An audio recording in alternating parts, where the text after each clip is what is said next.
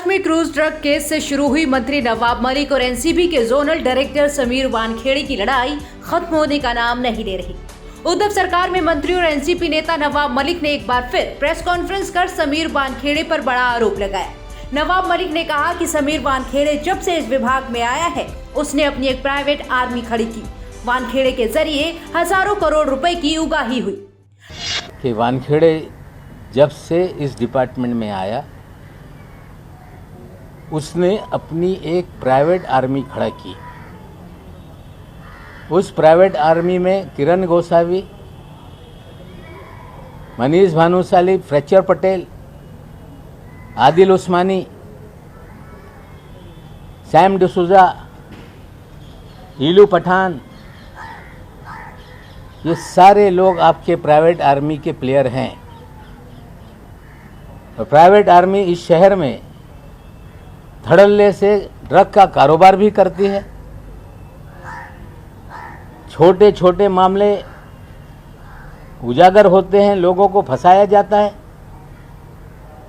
और धड़ल्ले से बड़े मामले इस शहर में चल रहे हैं। और मैंने लगातार कहा कि वानखेड़े के जरिए हजारों करोड़ रुपए की उगाही हुई है। नवाब मलिक ने कहा कि साल 2020 में वानखेड़े के आने के बाद एनसीबी ने एक केस दर्ज किया। उसी केस में सारा अली खान को हाजिर कराया। उसी केस में श्रद्धा कपूर और दीपिका पादुकोण को बुलाया गया। सारी फिल्म इंडस्ट्री को उस केस में बुलाया गया। आज तक ना तो वो केस बंद हो रहा है और ना ही कोई चार्जशीट दाखिल हो रही है। इसी केस के तहत हजारों करोड़ रुपए वसूले गए। 15/2020 एक केस समीर वानखेड़े के आने के बाद एनसीबी ने दर्ज किया है। उसी केस में सारा अली खान को हाजिर कराया गया। उसी केस में श्रद्धा कपूर को बुलाया गया। उसी केस में दीपिका पादुकोण को बुलाया गया। सारी फिल्म इंडस्ट्री को 15/2020 की केस में बुलाया गया। आज तक ना वो केस बंद हो रहा है, ना चार्जशीट हो रही है। ऐसा क्या है कि 14 महीने तक कोई केस बंद ही नहीं होता है। इसी केस के तहत हजारों करोड़ रुपए वसूली गए। और हमने कहा कि उगाही मालदीव में हुई है। 2 तस्वीरें हमने डाली, एक दुबई की, एक मालदीव की। ये कह के भाग जाना कि मैं दुबई कभी नहीं गया। बहन दुबई गई थी, आप मालदीव में थे। मालदीव का दौरा कोई आसान नहीं होता। इतने लोग जाएंगे तो 20-30 लाख रुपए का खर्चा। ये जांच करे एनसीबी की विजिलेंस टीम की, इसका खर्चा किस अकाउंट से किया गया। नवाब मलिक ने आरोप लगाते हुए कहा कि वानखेड़े जो जूते पहनते हैं उसकी कीमत 2 लाख है और उनकी शर्ट की कीमत 50,000 से ज्यादा है।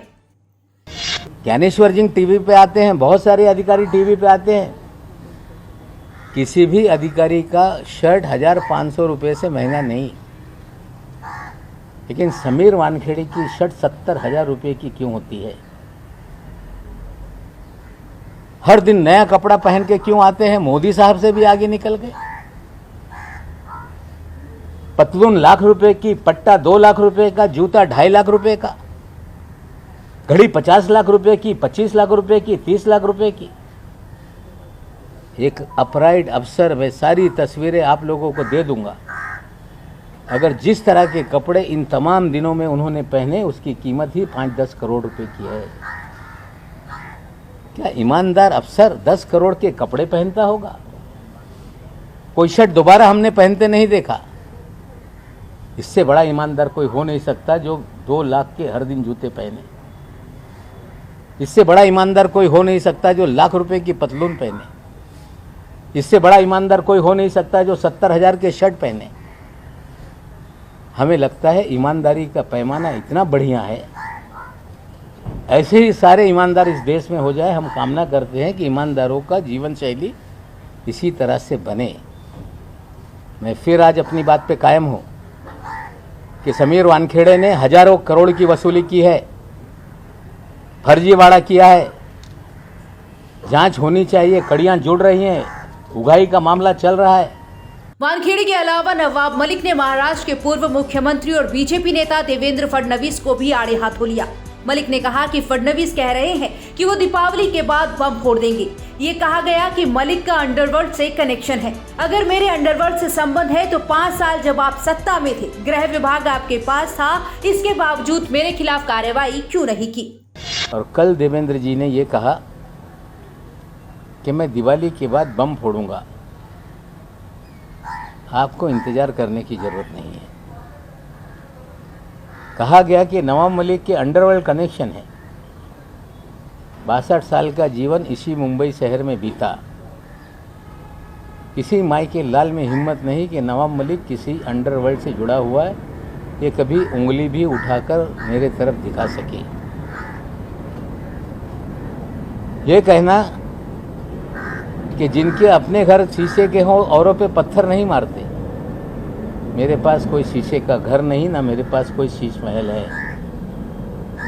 लेकिन देवेंद्र जी से सीधा मेरा सवाल है, क्या 5 साल तक राज्य के मुखिया थे, गृह विभाग आपके पास था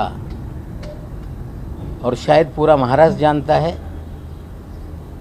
सबसे मुखर कोई देवेंद्र जी के कामकाज पे या पिछली सरकार पे सवाल उठाता था, उसका नाम नवाब मलिक है। और देवेंद्र जी आप शायद भूल गए कि जिस दिन आपका 1 साल का कार्यकाल पूरा हुआ था, उसी दिन एक प्रेस में मैंने कहा था कि नकली देवेंद्र कौन घूम रहा है शहर में। आपको चेताया था मैंने।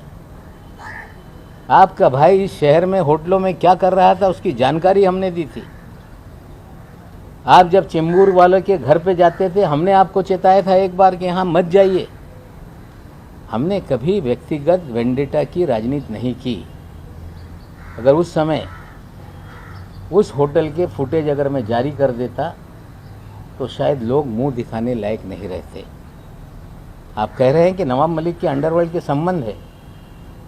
अगर इतने हमले करने के बाद भी आप खामोश रहे, हमें लगता है कि एक राज्य का मुखिया अगर उसको जानकारी मिले कि कोई व्यक्ति नेता किसी अंडरवर्ल्ड से कनेक्टेड है, तो उनकी जिम्मेदारी बनती थी कि उसी समय कार्रवाई करते और मुझ पे कार्रवाई करनी चाहिए थी। नवाब मलिक ने देवेंद्र फडणवीस से सवाल किया कि सीएम रहते 4 सीजन होटल में 15 करोड़ की पार्टीज की गई। इस होटल में एक टेबल की कीमत 15 लाख रुपए होती थी। मलिक ने कहा कि इन पार्टीज के आयोजक कौन थे, इसकी जानकारी सामने आनी चाहिए। 4 सीजन होटल में लगातार ड्रामा लेट्स प्रिडिक्ट मैक इस तरह की पार्टी का आयोजन होता रहा। उस पार्टी का आयोजक कौन है?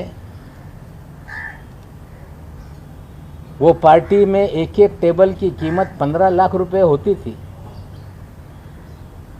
रात भर जश्न चलता था। 15 करोड़ रुपए की पार्टी का आयोजक कौन था? क्या आपको जानकारी नहीं थी? और आपके रहते हुए पार्टी चल रही थी, सरकार बदलने के बाद पार्टी बंद हो गई। इस पे आज मैं सवाल खड़ा कर रहा हूं कि ये पार्टी का आयोजक कौन? क्या आपकी जानकारी नहीं थी कि 15 करोड़ रुपए की पार्टी चल रही है? क्या आपका पुलिस या तंत्र ये पूरी तरह से कमजोर था? ये सारे सवालों का जवाब आपको देना पड़ेगा। एनसीपी नेता ने आगे कहा कि पूर्व गृह मंत्री अनिल देशमुख को फंसाया गया है। आरोप लगाने वाला फरार है और जो जांच में सहयोग करने के लिए हाजिर हुए उसे गिरफ्तार किया गया। ये सारी कार्यवाही सरकार को बदनाम करने के लिए है, नेताओं को डराने के लिए है। नेताओं को डराना और सत्ता के दुरुपयोग का काम बंद होना चाहिए।